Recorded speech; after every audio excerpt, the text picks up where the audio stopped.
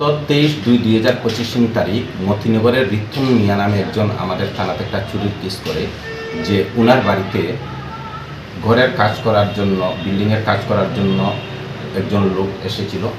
এবং কিছুদিন কাজ করার পর গত 23 তারিখ ওই লোকটা হঠাৎ করে উধাও হয়ে যায় এবং তিনি ঘর চেক করার পর দেখতেন পান যে ওনার ঘর থেকে স্বর্ণ এবং টাকা নেই। পরবর্তী সময় থানাতে তো লিঠন দেবের নামে একটি কেস হয়। তখন আমরা ওর মোবাইলের এসডিআর সিডিআর এবং বিভিন্নভাবে খোঁজ নিয়ে জানতে পারি ওর বাড়ি কমলপুর পিএসের আন্ডারে। অ্যাকর্ডিংলি আমাদের টিম কমলপুর পিএসে গিয়ে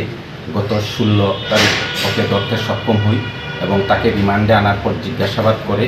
গতকালকে ওর বাড়ি থেকে কমলপুর পিএসের আন্ডারে তার বাড়ি থেকে টোটাল 70,000 টাকা, একটি গলার চেইন, এক জোড়া কানের রিং এবং একটা হাতের রিং আমরা চুরির মাল উদ্ধার করতে সমর্থ।